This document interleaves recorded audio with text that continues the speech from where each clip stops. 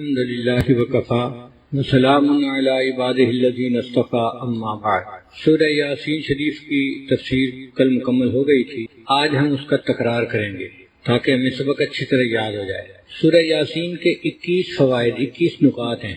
پہلا نقطہ اس کے فضائل ہیں۔ سورہ یاسین شریف کا نام تورات میں مؤمہ تھا، وہ سورت جو انسان کے دنیا اور آخرت کے سب مسئلوں کو حل کرنے والی۔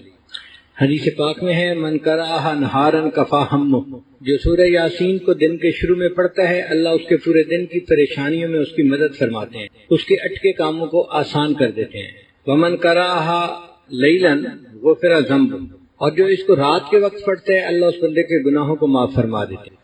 حکیم ترمذی رحمۃ اللہ علیہ فرمایا کرتے تھے اگر کسی بندے کو اپنے دل میں کساوت محسوس ہو، سختی محسوس ہو، تو وہ سورہ یاسین شریف کو پڑھے یا اس کو برتن پر زعفران سے لکھ کر اس کو پیے، اللہ تعالیٰ دل کی سختی کو دور کر دیتے ہیں۔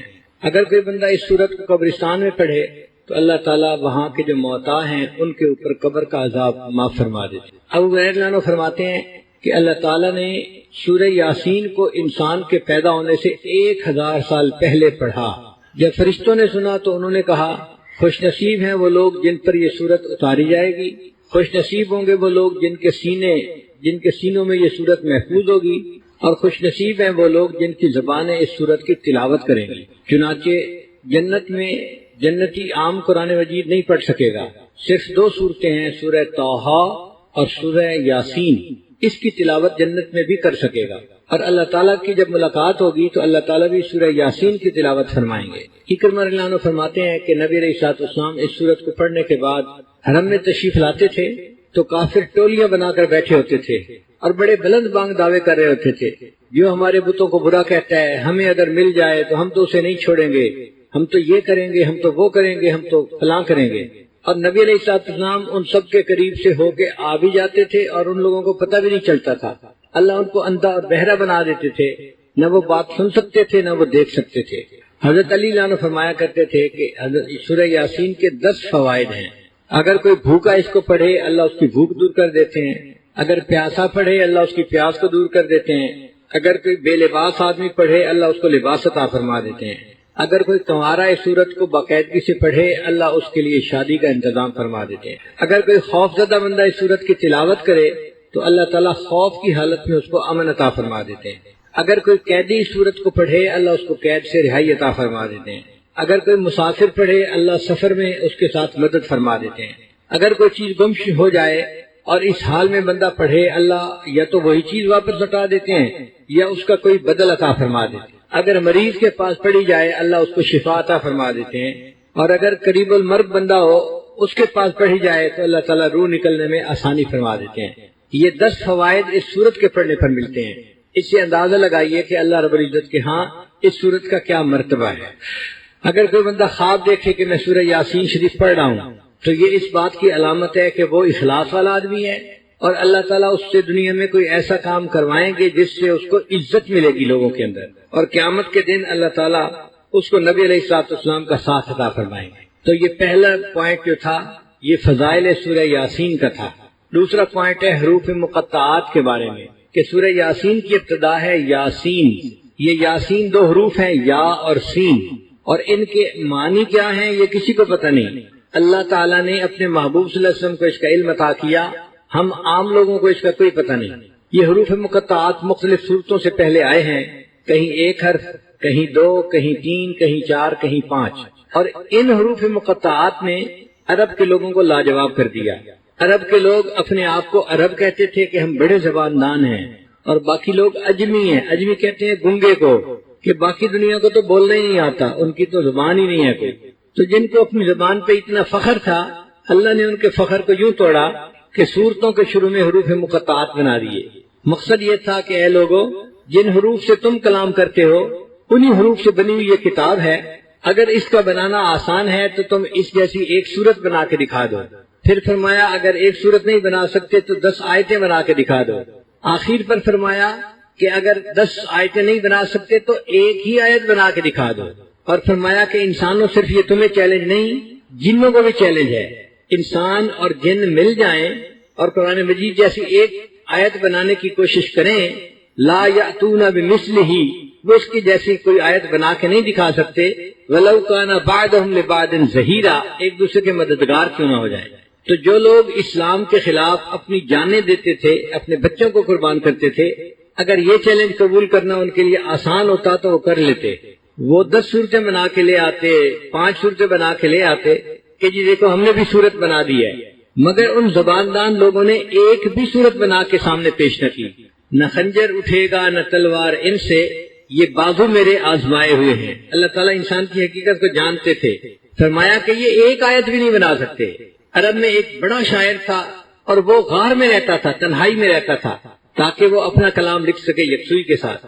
جب سورۃ الکوثر اتری تو ایک کافر نے یہ سوچا کہ اس کی 3 آیتیں ہیں، انا اعطیناک الکوثر فصل لربک وانحر ان شانئک هو الابتر۔ اگر اس میں چوتھا فقرہ جوڑ دیا جائے تو یہ ربائی بن جائے گی۔ تو ہم اس چیلنج کو قبول کرنے کی بات کرتے ہیں۔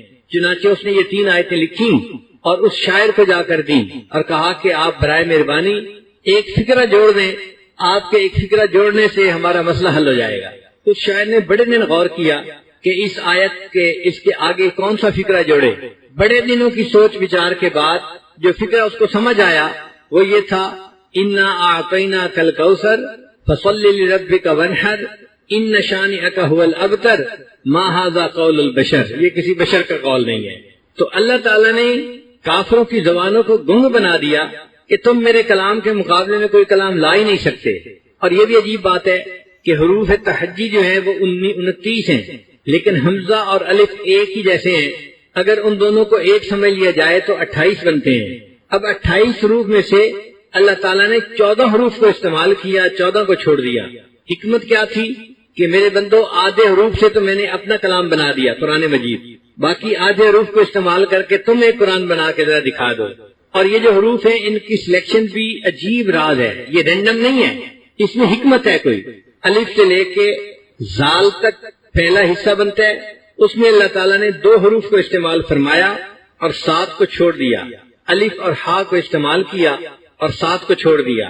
اور آخری جو حصہ بنتا ہے وہ فا سے لے کے یا تک، اس میں اللہ نے 7 حروف کو استعمال کیا، 2 حروف کو چھوڑ دیا۔ فا اور واو کو چھوڑ دیا، باقی سب حروف کو استعمال کر لیا۔ تو 7 اور 2 9، یہ 9 حروف بن گئے۔ پھر درمیان کا حصہ تھا وسط کا، را سے لے کے غین تک، اللہ نے 10 حروف میں سے ایک کو استعمال کیا، ایک کو چھوڑ دیا، ایک کو استعمال کیا، ایک کو چھوڑ دیا، تو 5 حروف وہاں سے مل گئے۔ تو 9 اور 5 یہ 14 حروف مقطعات بنے جن سے اللہ تعالیٰ نے اپنے کلام کو سجایا۔ مفسرین نے ان میں بہت حکمتیں بیان کی ہیں۔ وہ فرماتے ہیں جیسے الف لام میم، الف سے مراد اللہ اور میم سے مراد محمد صلی اللہ علیہ وسلم اور لام سے مراد جبرائیل علیہ السلام، جو اللہ اور رسول صلی اللہ علیہ وسلم کے درمیان واسطہ بنے، اللہ کے کلام کو نبی علیہ السلام تک لے کر آئے۔ تو الف لام میم اللہ، جبرائیل علیہ السلام اور محمد صلی اللہ علیہ وسلم اس کی اشارہ کرتا ہے۔ بعض مفسرین نے لکھا کہ جن صورتوں کے شروع میں الف کا حرف آیا ہے اس میں قرآن مجید کا ضرور تذکرہ ہے۔ الف لام میم ذالک الکتاب لا ریب فیہ، الف لام را تلک آیات الکتاب المبین۔ تو الف جہاں آئی ہے وہاں قرآن کا تذکرہ ضرور ہے۔ اور جس صورت کے شروع میں طا کا حرف آیا ہے اس صورت میں حضرت موسیٰ علیہ السلام کا تذکرہ ہے، یا موسیٰ علیہ السلام کا جو عصا سانپ بن گیا تھا اس کا تذکرہ ہے۔ اگر آپ غور کریں تو طا کا حرف ایسے ہی ہے جیسے کوئی اژدہا یا سانپ بیٹھا ہوا ہو، نیچے ڈھیر لگا ہوا ہوتا ہے اور اس کا سر اوپر اٹھا ہوا ہوتا ہے، تو طا کا حرف بن جاتا ہے۔ اور جس صورت کے شروع میں نون کا حرف آیا ہے اس میں قلم کا تذکرہ آیا ہے، نون والقلم وما یسطرون۔ اور اگر نون پر غور کریں تو وہ دوات کی مانند حرف بنتا ہے، تو جہاں دوات کے حرف کا تذکرہ تھا وہاں اللہ نے قلم کا بھی تذکرہ ساتھ کر دیا۔ لیکن اصل بات یہ ہے کہ یہ اللہ اور بندے کے درمیان راز ہیں۔ اللہ نے اپنے محبوب صلی اللہ علیہ وسلم کو ان رازوں کے ذریعے سے اپنا میسج پہنچا دیا۔ کہتے ہیں جن لوگوں کے درمیان محبت ہو نا وہ اشاروں میں باتیں کر جاتے ہیں اور فرشتوں کو بھی پتہ نہیں چلتا۔ میانے عاشق و معشوق رمزیز کرامن کاتبین ہم خبرنیز، عاشق اور معشوق کے درمیان ایسے اشارے ہوتے ہیں، وہ پیغام ایک دوسرے کو پہنچا جاتے ہیں، فرشتوں کو بھی پتہ نہیں چلتا۔ جیسے ایک شاعر نے شعر لکھا کہ میں نے اپنی محبوبہ کو کہا فقلت لہا قفی، میں نے اسے کہا کہ تم رک جاؤ، اس نے کہا فقالت لی کاف، اس نے مجھے کہا کاف، کہ تھی کہنے کی کیا ضرورت تھی، یہ تو پورا لفظ ہے، اگر یہ بولو گے تو سب کو پتا چل جائے گا تم مجھے رکنے کا اشارہ کر رہے ہو، صرف قاف کا حرف بول دو میں سمجھ جاؤں گی تم مجھے روکنا چاہتے ہو، میں رک جاؤں گی۔ تو یہ حروف مقطعات بھی اللہ تعالیٰ اور ان کے محبوب صلی اللہ علیہ وسلم کے درمیان راز کی باتیں تھیں، جو عاشق اور معشوق کے درمیان، محب اور محبوب کے درمیان اشارات تھے۔ تیسرا نقطہ، یاسین، کچھ لوگ اپنا نام رکھ لیتے ہیں، تو یاسین نام رکھنا کیسا ہے؟ امام مالک رحمۃ اللہ علیہ منع فرماتے تھے، وہ فرماتے تھے کہ ممکن ہے کہ یہ اللہ تعالیٰ کے ناموں میں سے کوئی نام ہو، اسماء الحسنہ میں سے کوئی اسم ہو، تو بندے کو یہ نام رکھنا پھر مناسب نہیں۔ ہاں اگر کوئی رکھنا ہی چاہتا ہے تو جس طرح یاسین قرآن کے شروع میں لکھا ہوا ہے، یا کے اوپر کھڑی الف ہے اور آگے سین ہے، تو اس طرح نام نہ لکھے، بلکہ یا کے آگے الف کا حرف لگائے، یاسین، تو الیاسین کے وزن پر پھر یاسین کا نام رکھنا اس کے لیے جائز ہو جائے گا۔ چوتھا نقطہ یہ ہے کہ اللہ تعالیٰ نے قرآن مجید میں مختلف انبیاء کو خطاب فرمایا، مگر ان کے نام لے کر ان کو خطاب کیا، یا آدم، یا نوح، یا زکریا، یا ابراہیم، یا موسیٰ، یا عیسیٰ، یا یحییٰ، نام لے کر ان کو خطاب فرمایا۔ لیکن جب اپنے محبوب صلی اللہ علیہ وسلم کا معاملہ آیا تو اللہ تعالیٰ نے ان کو ذاتی نام لے کر یا محمد، یا احمد ایسے خطاب نہیں کیا، صفاتی نام سے خطاب کیا، یا ایھا النبی، یا ایھا الرسول، یا ایھا المزمل، یا ایھا المدثر، اے جہان کو درست کرنے والے، اے کملی کے اوڑھنے والے، اللہ نے ان کو ان کے صفاتی ناموں سے پکارا، اس میں نبی علیہ الصلوۃ والسلام کی عظمت ظاہر ہوتی ہے۔ پھر پانچواں نقطہ یہ ہے کہ حدیث پاک میں نبی علیہ السلام نے فرمایا، لکل شیء قلب وقلب القرآن یاسین، ہر چیز کا دل ہوتا ہے اور قرآن مجید کا دل سورہ یاسین ہے۔ تو سورہ یاسین کو قرآن مجید کا دل کیوں کہا گیا؟ مفسرین نے اس کی مختلف وجوہات لکھی ہیں۔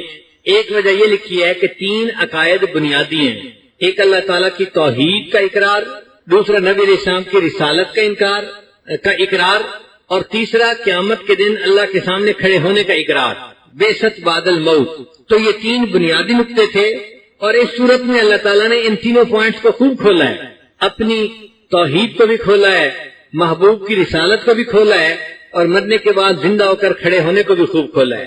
چونکہ بنیادی عقائد اس میں کھولے گئے، اس لیے اس صورت کو قرآن مجید کا دل کہا گیا۔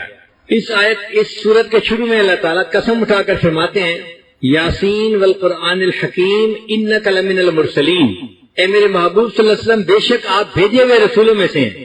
تو اللہ تعالیٰ نے باقی انبیاء کی رسالت کی بھی گواہی قرآن میں دی، لیکن کسی نبی کی گواہی قسم اٹھا کے نہیں دی۔ اس صورت میں اللہ تعالیٰ نے اپنے محبوب صلی اللہ علیہ وسلم کی رسالت کی قسم اٹھا کر گواہی دی ہے۔ اس میں بڑی عظمت ہے، اس میں بڑا اکرام ہے کہ اللہ کے محبوب صلی اللہ علیہ وسلم کی رسالت کی اللہ قسم اٹھا کر گواہی دیتے ہیں۔ کوئی بڑا آدمی ویسے ہی بات کر دے تو وہ بات اہم ہوتی ہے، اگر وہ قسم اٹھا کر کہے تو بات کی اہمیت اور بھی زیادہ ہو جاتی ہے۔ تو سوچئے اللہ کے محبوب صلی اللہ علیہ وسلم کو کتنی تسلی ملی ہوگی جب اللہ نے قسم اٹھا کر کہا کہ آپ تو میرے رسولوں میں تھے۔ پھر فرمایا وَعَلَىٰ صِرَاطٍ مُسْتَقِيمٍ، آپ سیدھے راستے پر ہیں، تو سیدھے راستے کی رہنمائی کی بھی تصدیق کر دی۔ ہم سورہ فاتحہ میں روز پڑھتے ہیں اهدنا الصراط المستقیم، اللہ میں سیدھے راستے کی رہنمائی فرما دے۔ اب اگر کوئی پوچھے کہ سیدھا راستہ کون سا ہے، بھئی سیدھا راستہ ہے انعام یافتہ لوگوں کی پیروی کرنے کا۔ اور سورہ یاسین میں اللہ فرماتے ہیں، اے میرے حبیب صلی اللہ علیہ وسلم، جو آپ کی شریعت کی پیروی کرے گا، آپ کی سنت کی اقتداء کرے گا، آپ کے نقش قدم کے اوپر ہوگا، علی صراط مستقیم، وہ سیدھے راستے کے اوپر زندگی گزارنے والا ہوگا۔ پھر اللہ تعالیٰ اپنے محبوب سے ہم کو تسلی دیتے ہیں کہ کافر آپ کی بات سنتے ہیں مگر اس سے توجہ نہیں دیتے، بات مانتے نہیں، آپ اس سے غمزدہ نہ ہوں، آپ اپنے دل کو غمزدہ نہ ہونے دیں۔ یہ بھی ضدی لوگ ہیں، اور ان کے باپ دادا جو گزرے وہ بھی ضدی لوگ تھے۔ یہ آپ کی بات سنیں گے اور مانیں گے نہیں، چونکہ ان کے آنکھوں کے اوپر پردے پڑ گئے، ان کے کانوں کے اوپر پردے ہیں، دلوں کے اوپر تالے ہیں، تو آپ ان کو ڈرائیں یا نہ ڈرائیں سواء علیہم، برابر ہے۔ یہاں پہ ایک نقطہ نکلتا ہے کہ اگر ڈرانا یا نہ ڈرانا برابر ہے تو پھر ڈرانے کا کیا فائدہ؟ مفسرین نے لکھا ان لوگوں کے حق میں برابر ہے، ڈرانا یا نہ ڈرانا ان کو فائدہ نہیں ہوگا، لیکن جو ڈرانے والا ہوگا اس کو تو ثواب ملے گا نا ڈرانے کا۔ تو اے محبوب صلی اللہ علیہ وسلم، آپ کو اپنی تبلیغ کا اجر ملے گا، اللہ کا قرب نصیب ہوگا، ان لوگوں کے لیے برابر ہے۔ تو اگر یہ آپ کی بات کو نہیں مانتے تو آپ پریشان نہ ہو اس بات پر یہ اللہ کا فیصلہ ہے، اللہ نے ان کا معاملہ ایسے کر دیا، اللہ نے ان کے گلوں کے اندر رسم و رواج کے توق ڈال دیے ہیں اور اس توق کی وجہ سے ان کے سر اوپر ہو گئے ہیں، یہ نیچے راستہ دیکھ ہی نہیں سکتے، ایسے ہے جیسے ان کے دائیں بائیں اللہ نے دیواریں کر دی ہیں اور اوپر ان کے اللہ نے پردہ ڈال دیا، ان کو کچھ نظر نہیں آتا۔ چنانچہ 7واں پوائنٹ وَجَعَلْنَا مِن بَيْنِ أَيْدِيهِمْ سَدًّا وَمِنْ خَلْفِهِمْ سَدًّا فَأَغْشَيْنَاهُمْ فَهُمْ لَا يُبْصِرُونَ۔ یہ آیت مبارکہ انسان کے لیے آخرت کا فائدہ تو رکھتی ہے، دنیا کا بھی فائدہ رکھتی ہے۔ چنانچہ اگر کوئی آدمی کسی سے خوف محسوس کرے، کوئی دشمن ہے اس سے ڈر ہے، کوئی موذی ہے ایذا پہنچنے کی توقع ہے، تو وہ اگر اس آیت کو پڑھ کر اس پر پھونک دے تو اللہ تعالیٰ اس بندے سے شر سے محفوظ فرما لیتے ہیں۔ نبی علیہ السلام بھی اسی آیت کو پڑھ کے حرم آتے تھے اور کافر ان کو نہیں دیکھ پاتے تھے۔ اگر آج کا کوئی بندہ اس کو دشمن کا ڈر ہے، پولیس کا ڈر ہے یا کسی اور کا ڈر ہے، اس آیت کو پڑھ لے، اللہ تعالیٰ اس کی حفاظت فرما دیں گے۔ اس آیت کو وہ آدمی بھی پڑھ سکتا ہے کہ جو دفتر میں کام کرتا ہے اور اس کا افسر ظالم ہے، وہ اس پر ظلم کرتا ہے، اس کو تنگ کرتا ہے، اس کا جینا حرام کر دیا ہے۔ اگر وہ دفتر جا کے اس آیت کو پڑھ کر افسر کے اوپر پھونک دے تو اس کی غلطیاں کمزوریاں اللہ اوجھل کر دیں گے، اس افسر کو اس کا پتہ ہی نہیں چل سکے گا۔ بیرون ملک جو رہنے والے لوگ ہیں وہ ایک ایسے ماحول میں رہتے ہیں کہ جہاں دوست بھی ہیں دشمن بھی ہیں، وہاں پر اگر کوئی پولیس کے ہتھے چڑھ جائے تو پولیس پھر اس کا ٹکا کے جو ہے وہ احتساب کرتی ہے۔ تو اگر ایسا ڈر ہو تو اس آیت کو پڑھ کے اگر پھونک دیا جائے تو اللہ اس بندے کی حفاظت فرما لیتے ہیں۔ ہم نے اپنی زندگی میں ہزاروں مرتبہ اس کا تجربہ کیا اور ہزاروں مرتبہ اس کا ایفیکٹ آنکھوں سے دیکھا ہے۔ اب اگر فوج کے لوگ اس پر عمل کریں اور فوجی اگر لڑنا ہو دشمن کے سامنے جا کر اس آیت کو پڑھ کے پھونک لیا کرے، اللہ تعالیٰ اس کی دشمن سے حفاظت فرمائیں گے۔ مثال کے طور پہ پائلٹ نے حملے کے لیے جانا ہے تو اس کا تو جہاز ریڈار کے اوپر ہوتا ہے، اگر اس آیت کو پڑھ کے پھونک لے اور پھر فلائٹ کرے، ہمارا یقین ہے اللہ تعالیٰ اس کی دشمن سے حفاظت فرمائیں گے۔ پھر اگلا نقطہ یہ ہے کہ اللہ تعالیٰ نے ایک شہر والوں کا تذکرہ کیا، بستی والوں کا تذکرہ کیا۔ مفسرین نے لکھا کہ وہ شہر انطاکیہ تھا، اس میں اللہ نے اپنے 2 انبیاء کو بھیجا، انہوں نے آ کے بستی والوں کو ڈرایا مگر انہوں نے بات نہیں مانی۔ پھر اللہ تعالیٰ نے ایک تیسرے پیغمبر اسلام کو بھیجا، انہوں نے بھی آ کے ڈرایا، لیکن لاتوں کے بھوت باتوں سے نہیں مانتے، وہ نہیں مانے۔ جب وہ نہیں مانے تو ایک آدمی تھا حبیب نجار اس کا نام تھا، کارپینٹر تھا، وہ شہر کے دوسرے کنارے سے دوڑا ہوا آیا اور اس نے آ کے اپنی قوم کو کہا کہ اے قوم تم ان کی بات کیوں نہیں مانتی، یہ تم سے کوئی اجر بدلہ نہیں مانگتے، یہ تو اللہ کے بھیجے ہوئے رسول ہیں، یہ تو ہدایت کے راستے پر ہیں، تم ان کی بات کو مانو۔ قوم کو غصہ آیا، انہوں نے حبیب نجار کو قتل کر دیا۔ حبیب نجار نے جو ان کو دعوت دی تھی وہ ان الفاظ سے دی تھی وَمَا لِيَ لَا أَعْبُدُ الَّذِي فَطَرَنِي وَإِلَيْهِ تُرْجَعُونَ، مجھے کیا ہو گیا کہ میں اس ذات کی پوجا نہ کروں جس نے مجھے پیدا کیا، یعنی عبادت اس کا حق ہے جو پیدا کرتا ہے اور وہ اللہ تعالیٰ ہے، بت نہیں ہے۔ اتنے اچھے طریقے سے انہوں نے دین کی دعوت دی۔ پھر جب قوم نے ان کو قتل کر دیا تو انہوں نے کہا یا لیت قومی یعلمون بما غفر لی ربی وجعلنی من المکرمین، کاش میری قوم دیکھتی کہ اللہ نے میرے گناہوں کو بخش دیا اور اللہ نے مجھے جنت عطا فرما دی۔ تو حدیث پاک سے ثابت ہے ہر مومن جب فوت ہوتا ہے تو اس کے دل کی یہ تمنا ہوتی ہے کاش میری قوم کو پتہ چل جائے کہ اللہ نے میرے اوپر مہربانی فرما دی۔ جب کوئی انعام لیتا ہے نا یا پاس ہو جاتا ہے تو اس کا دل چاہتا ہے کہ سب کو پتہ چلے کہ میں پاس ہو گیا ہوں۔ یہی حالت مومن کی قبر میں ہوتی ہے۔ چنانچہ ایک مرتبہ 70 حفاظ شہید ہوئے تھے ایک غزوہ میں، تو انہوں نے یہ کہا تھا کہ بلغوا عنا قومنا، ہماری طرف سے ہماری قوم کو یہ بات پہنچا دی جائے ان قد لقینا ربنا، کہ ہماری ملاقات ہمارے رب سے ہو گئی، فرضی عنا وارضانا، اللہ ہم سے راضی ہو گیا، ہم اللہ سے راضی ہو گئے۔ تو اللہ تعالیٰ نے ان لوگوں کی یہ بات اپنے محبوب صلی اللہ علیہ وسلم کو وحی کے ذریعے سے اطلاع دے دی، اور نبی علیہ السلام نے بتایا کہ وہ لوگ جب شہید ہوئے تو وہ یہ بات کر رہے تھے، اللہ نے وہ پیغام مجھے پہنچا دیا۔ ایک صحابی تھے حضرت خباب رضی اللہ تعالیٰ نے، ان کو مکہ کے کافروں نے پکڑ لیا تھا اور وہ پھانسی دینا چاہتے تھے۔ حدیث پاک میں ہے کہ جب پھانسی دینے لگے تو انہوں نے دعا مانگی تھی، اے اللہ میں آپ کے محبوب کے سامنے اس وقت خود حاضر تو نہیں ہوں اور کوئی بندہ بھی نہیں کہ میں سلام بھیجوں، اے اللہ اگر میرے محبوب کو یہ منظر دکھا دے تو یہ دکھا دے کہ میں دین کی خاطر اپنی جان اللہ کے رام پہ قربان کر رہا ہوں۔ حدیث مبارکہ میں نبی علیہ السلام مسجد میں تشریف فرما تھے، آپ نے ارشاد فرمایا اللہ نے میرے اور خباب کے درمیان کے سب پردوں کو ہٹا دیا اور میں نے آج مکہ میں اس کو پھانسی پہ چڑھتے ہوئے آنکھوں سے دیکھ لیا ہے۔ جب کوئی مردہ قبر میں جاتا ہے اور اسے منکر نکیر سوال پوچھتے ہیں اور وہ کامیاب ہو جاتا ہے تو وہ ان فرشتوں کو کہتے ہیں دعونی ارجع الی اہلی، مجھے اجازت دو میں اپنے اہل خانہ کے پاس واپس جاؤں، فاخبرہم، اور ان کو جا کے میں اس بات کی اطلاع دوں کہ میں قبر میں کامیاب ہو گیا۔ تو وہ کہتے ہیں کہ نہیں، تو واپس نہیں جا سکتا، نم کا نومت العروس، دلہن کی نیند سو جا، آرام کر۔ اب یہاں بھی نکتہ ہے کہ اس کو دلہن کی نیند کیوں کہا، یہ کیوں نہیں کہا آرام کی نیند سو جا، گہری نیند سو جا، سکون کی نیند سو جا، دلہن کی نیند سو جا۔ محدثین نے لکھا کہ دلہن جب پہلی رات سوتی ہے تو اس کو وہی جگاتا ہے جو اس کا خاوند، اس کا محبوب ہوتا ہے۔ یہ مومن آج قبر میں سو رہا ہے، قیامت کے دن اس کو وہی جگائے گا جو اس کا محبوب ہوگا، چنانچہ مومن کی آنکھ کھلے گی، اس کو اپنے رب کا دیدار نصیب ہوگا۔ پھر اس میں مفسرین نے بہت سارے نکات نکالے ہیں کہ دائی میں کیا صفات ہونی چاہیے جو حبیب نجار کے اندر تھیں۔ اس کو اپنی خاطر کسی سے انتقام نہیں لینا چاہیے، اس کی چاہت جوڑ کی ہونی چاہیے، اس کے اندر معاف کرنے کی صلاحیت ہونی چاہیے، اور عام لوگ بے قدرے ہوتے ہیں، اس سے دل تنگ نہیں کرنا چاہیے۔ لوگ کسی کی کیا قدر کریں گے، انہوں نے تو اپنی رب کی بھی قدر نہ کی، اور اللہ کو قرآن میں کہنا پڑا وما قدر اللہ حق قدری، ان لوگوں نے قدر نہیں کی جیسے اللہ کی قدر کرنی چاہیے تھی۔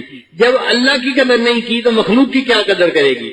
تو لوگوں سے قدر کی توقع نہ رکھیں، بس ان کے ساتھ گزارا کریں اور دین کا کام کرتے رہیں۔ پھر اس کے بعد اللہ تعالیٰ نے زمین کی نشانیوں کو پیش کیا ہے، وآیۃ لہم الارض المیتہ، کہ دیکھو لوگوں زمین خشک ہوتی ہے، بالکل بنجر ہوتی ہے، مردہ ہوتی ہے۔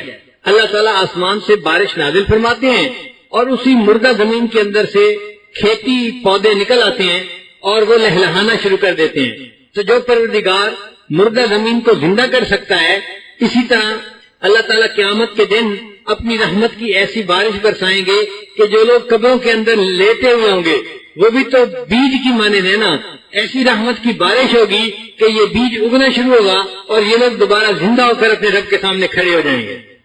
پھر اس میں اللہ کی نشانیاں ہیں، آپ غور کریں، اللہ تعالیٰ نے زمین کے اندر نمکیات کو کیسا عجیب بیلنس کیا ہے کہ آدم علیہ السلام سے لے کر آج تک ہزاروں سال گزر گئے، پودے ان نمکیات کو استعمال کرتے ہیں۔ نمکیات میں سے کسی چیز کی شارٹیج ابھی تک نہیں ہوئی، ایک فصل کٹتی ہے، پھر دوسری لگتی ہے، پھر تیسری لگتی ہے، ساری فصلیں زمین سے اپنی خوراک لے رہی ہیں، اور زمین کے اندر خوراک ابھی بھی موجود ہے ہزاروں سال کے بعد بھی۔ اگر کوئی کہے جی کہ اللہ نے شروع میں زیادہ کنسنٹریشن رکھ لی تھی تو بھئی پودوں کو مر جانا چاہیے تھا، لیکن پودے شروع سے اگ رہے ہیں اور ہزاروں سال کے بعد آج بھی اگ رہے ہیں۔ اللہ تعالیٰ نے اپنی زمین کے اندر NPK کا بیلنس ایسے کر دیا کہ آج بھی ان کو فرٹیلائزر ملتا ہے، ان کو ان کے کیمیکل ملتے ہیں اور یہ فصلیں لہلہا رہی ہیں۔ پھر زمین کے اندر غور کرو تو کتنی نشانیاں ہیں۔ آپ دیکھیں، آپ کسی تختے کے اوپر کھڑے ہوں، وہ تختہ تھوڑا سا ہلے تو آپ فوراً ہل جاتے ہیں۔ ہم زمین کے اوپر ہیں اور زمین ہل رہی ہے، گھوم رہی ہے، اور ہمیں پتہ بھی نہیں چلتا۔ سائنس کہتی ہے اگر کوئی وہیل چل رہا ہو اور اس کے سینٹر سے 1 میٹر کے فاصلے پر 1 گرام وزن کا فرق ہو اور وہ 100 کلومیٹر کی رفتار سے پر آور چل رہا ہو تو 1 ٹن کا تھرسٹ پڑتا ہے، یعنی دھکا جو لگتا ہے نا وہ 1 ٹن کے وزن کا ہوتا ہے۔ اسی لیے آپ گاڑی میں سفر کرتے ہیں، وہیل ان بیلنس ہوتا ہے تو گاڑی میں بیٹھے ہوئے دھکے لگے ہوتے ہیں، لوگ کہتے ہیں جی وہیل بیلنس پہ ہو، جا کے جب جاتے ہیں تو چند گرام کا فرق ہوتا ہے، چند گرام کا فرق تھا اور انسان کو اتنے دھکے لگ رہے تھے۔ اللہ آپ نے اس اتنی بڑی زمین کو کتنا بیلنس کیا، ہم اس کے اوپر موجود ہیں اور ہمیں یہ بھی نہیں احساس ہوتا کہ زمین حرکت بھی کر رہی ہے یا نہیں کر رہی۔ اور یہ بھی دیکھیں کہ دنیا میں ہر روز ہزاروں ٹن کے اعتبار سے پہاڑ توڑے جاتے ہیں، چیزیں اٹھا کے، مٹی اٹھا کے ایک جگہ سے دوسری جگہ پہنچائی جاتی ہے، اس بیلنسنگ کے اندر کوئی فرق نہیں پڑتا۔ زمین اسی طرح سموتھ چل رہی ہے اور ہم اس کے اوپر موجود ہیں اور ہمیں پتہ ہی نہیں۔ تو یہ زمین قدرت کی نشانیوں میں سے ایک نشانی ہے۔ زمین کا قطر 24,000 میل ہے اور زمین 1,000 میل کی رفتار سے چل رہی ہے، اس لیے 24 گھنٹے میں دن رات کا سائیکل ختم ہو جاتا ہے۔ تو جتنا ہم زمین کے اندر غور کریں گے ہمیں اس میں اللہ کی قدرت کی نشانیاں نظر آئیں گی۔ پھر اللہ تعالیٰ نے زمین کی مثال دینے کے بعد آسمان میں سورج اور چاند کی مثال بھی دی۔ فرمایا کہ دیکھو ہم نے چاند کی منزلیں متعین کر دی ہیں، 28 منزلیں، اور مہینہ جو ہوتا ہے وہ 29 دن کا ہوتا ہے یا 30 دن کا ہوتا ہے۔ شریعت کی یہ خوبصورتی ہے کہ شریعت نے دن کی عبادت کو سورج کے ساتھ متعین کیا. سورج طلوع ہونے سے پہلے فجر پڑھ لو، زوال کے بعد ظہر پڑھ لو، جب سایہ دو مثل ہو جائے تو اس وقت عصر پڑھ لو، جب سورج غروب ہو جائے تو مغرب پڑھ لو، اور جب سورج غروب ہوئے اتنا وقت ہو جائے کہ سورج کے ستارے آسمان پہ چھٹکنے لگے تو اس وقت عشاء کی نماز پڑھ لو. سورج کو کیوں متعین کیا؟ کہ انسان گھر میں ہے تو بھی سورج کو دیکھ سکتا ہے، جنگل میں ہے تو بھی دیکھ سکتا ہے، سمندر میں ہے تو بھی دیکھ سکتا ہے، پہاڑ کی چوٹی پہ ہے تو بھی دیکھ سکتا ہے. یہ ایک ایسی چیز ہے جس کو زمین کے اوپر ہر بندہ دیکھ لیتا ہے، اس کو دیکھ کے وقت کا تعین کرنا آسان ہے. تو نمازوں کو اللہ نے سورج کے ساتھ جوڑ دیا. لیکن جو سال کی تقریبات تھیں اللہ نے ان کو قمری مہینے کے ساتھ جوڑا ہے، چاند کے ساتھ جوڑا ہے. چاند دیکھو تو یہ پہلی محرم ہے، چاند دیکھو یہ پہلی ربیع الاول ہے، چاند دیکھو یہ پہلی رمضان ہے، چاند دیکھو یہ پہلی شوال عید کا دن ہے. نبی اسلام نے فرمایا صوموا لرؤیتہ وافطروا لرؤیتہ، جب تم چاند کو دیکھو تو روزہ رکھنا شروع کر دو اور جب چاند کو دیکھو تو عید منا لو. آج کے زمانے میں کچھ ایسے بھی لوگ ہیں کہ جو زیادہ ہی سائنس لکھے پڑھے بن گئے ہیں. وہ کہتے ہیں جی چاند دیکھنے کی کیا ضرورت ہے، کیلکولیشنوں سے ہمیں پتہ ہوتا ہے کب چاند نظر آئے گا، لہذا کیلکولیشنوں سے ہمیں فیصلہ کر لینا چاہیے. چنانچہ یہ لوگ شعبان کے آخری دنوں میں اعلان کر دیتے ہیں فلاں دن رمضان کا پہلا روزہ ہوگا اور فلاں دن عید منائی جائے گی، یعنی رمضان کی ابتدا کا بھی اعلان، رمضان کی انتہا کا بھی اعلان. اور یہ لوگ سائنسی کیلکولیشنوں کے اوپر بنیاد باندھتے ہیں. ہم کہتے ہیں کہ نہیں، ایسا نہیں کرنا چاہیے، چاند کو دیکھ کے روزہ رکھنا چاہیے اور چاند کو دیکھ کے عید منانی چاہیے.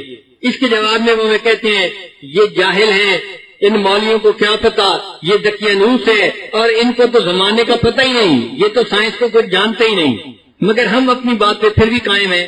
ہم چاند کو دیکھیں گے تو روزہ رکھیں گے اور چاند کو دیکھیں گے تو عید کریں گے. ایک دفعہ کا تجربہ بھی ساجد نے بتایا کہ امریکہ میں عید کے چاند کا اعلان کرنا تھا اور یہ میری ذمہ داری تھی. تو میں نے چاند کے ڈپارٹمنٹ جو تھا، جو مون کے لیے اسپیس میوزیم بنا ہوا ہے، ان میں ایک سیکشن ہے جو چاند کو ہر وقت مانیٹر کرتا رہتا ہے. وہ لوگ دعویٰ کرتے ہیں کہ we trace each inch of the trajectory of moon, کہ چاند کا جو دائرہ ہے ہم اس کے ایک ایک انچ کو میئر کرتے ہیں، ہمیں پتہ ہوتا ہے چاند اس وقت کہاں ہے. تو میں نے وہاں فون کر کے پوچھا کہ جی بتائیں، میں اس جگہ پر ہوں امریکہ میں، بتائیں آج یہاں چاند نظر آئے گا یا نہیں آئے گا. وہ کہنے لگے جی ہم امکان بتا دیتے ہیں کہ امکان ہے یا نہیں، ہم گارنٹی نہیں کر سکتے. میں نے کہا نہیں، مجھے گارنٹی چاہیے. ان کا جی کہ ہمارے نیوی کے سیکشن میں اس سے بھی زیادہ ریسرچ ہوتی ہے، آپ ان سے رجوع کریں، وہ جواب دیں گے. چنانچہ میں نے ان سے نمبر لیا اور میں نے ان کے نیوی کے سیکشن میں فون کیا. فون جس نے ریسیو کیا اس نے کہا کہ جی ہم امکان بتا سکتے ہیں، گارنٹی نہیں کر سکتے. میں نے اسے کہا کہ دیکھو ہم امریکہ میں رہتے ہیں اور دعویٰ تو یہ ہے کہ ہم چاند کے اوپر پاؤں رکھ چکے، چاند پر پہنچ چکے، اور میں کہتا ہوں کہ بتاؤ نظر آئے گا یا نہیں آئے گا، آپ کہتے ہیں گارنٹی نہیں کرتے. تو یہ کیا بات ہوئی؟ اس نے کہا جی کہ آپ ایسا ہے کہ میں آپ کو اس سائنسدان سے ملاتا ہوں جو پوری دنیا میں سب سے زیادہ سائنس چاند کو سمجھنے والا بندہ ہے، اس سے زیادہ سمجھنے والا بندہ کوئی نہیں، وہ ڈائریکٹر ہے ہمارا، اس سے میں ملاتا ہوں تو آپ اس سے بات کر لیجئے. چنانچہ اس سے ملا دیا. میں نے اس سے یہی سوال پوچھا. اس نے کہا جی ہم آپ کو امکان بتا سکتے ہیں کہ چاند نظر آئے گا یا نہیں آئے گا، ہم گارنٹی نہیں کر سکتے. میں نے اس سے بھی یہی کوشچن کیا کہ ایک طرف تو چاند پہ پہنچنے کے دعوے ہیں اور ایک طرف نظر آنے کی بھی گارنٹی نہیں کرتے آپ لوگ. تو اس نے کہا کہ اچھا آپ انجینئر ہیں، بات کو سمجھیں گے. میں نے کہا ہاں میں بات کو سمجھوں گا، انجینئرنگ بیک گراؤنڈ ہے میرا. اس نے مجھے کہا کہ دیکھو ہم جو چاند کو میئر کرتے ہیں نا کہ یہ کہاں پہ ہے، یہ دوربین سے دیکھ کے میئر نہیں کرتے، آنکھ سے دیکھ کے اندازہ نہیں لگاتے. اس کے لیے ہم نے ایک میتھمیٹیکل ماڈل بنایا ہوا ہے. وہ ماڈل جو ہے اس سے کیلکولیشنوں کے ذریعے ہمیں پتہ چلتا ہے، اور ان ماڈل کے اندر 6000 ویریبل ہیں، 6000 ویریبل ہیں. جیسے ہوا کی سپیڈ ابھی کچھ ہے، تھوڑی دیر کے بعد آندھی آ جائے گی تو کچھ ہو جائے گی. اب یہ چیز بندے کے اختیار میں نہیں ہے، اللہ کے اختیار میں ہے. اس نے کہا کہ ہمارے اس میتھمیٹیکل ماڈل میں 6000 ویریبل ہیں. اب ہم گارنٹی نہیں کر سکتے کہ 6000 ویریبل میں کوئی تبدیلی نہیں آئے گی اور ریزلٹ یہ آئے گا. یہ عین موقع پہ کیا ہوتا ہے یہ تو کائنات کا بنانے والا جانتا ہے، ہم نہیں جانتے. تو میں نے الحمدللہ کہا کہ الحمدللہ اتنی سائنسی ریسرچ کے بعد بھی میرے آقا صلی اللہ علیہ وسلم کی بات آج بھی سچی ہے چاند کو دیکھو تو روزہ رکھو اور چاند کو دیکھو تو تم عید منا لو، تم کیلکولیشنوں کے اوپر انحصار نہیں کر سکتے۔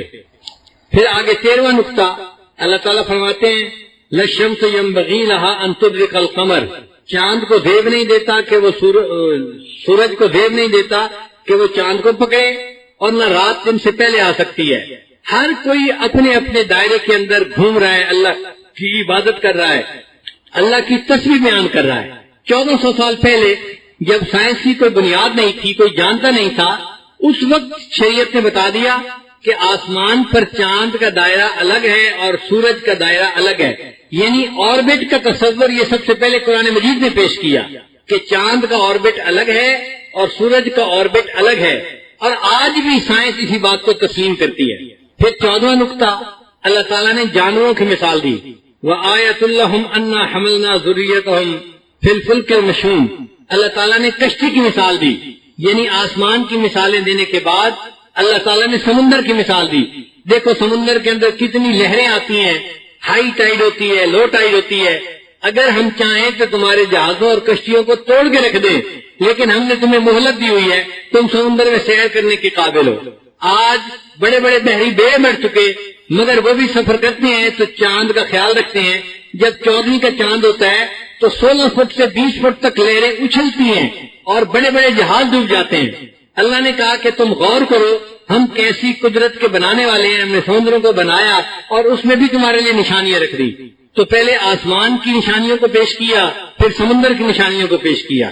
پھر اللہ تعالیٰ فرماتے ہیں کہ دیکھو ہم تمہیں قیامت کے دن کھڑا کریں گے اور اس دن ہم نیکوں کو بروں سے الگ کر دیں گے، اور جو نیک لوگ ہوں گے ان کو اللہ تعالیٰ سلام فرمائیں گے، سلام قول من رب الرحیم، ان کو کہا جائے گا سلامتی ہو تمہارے اوپر رب رحیم کی طرف سے، یعنی اللہ تعالیٰ ان کا اکرام فرمائیں گے۔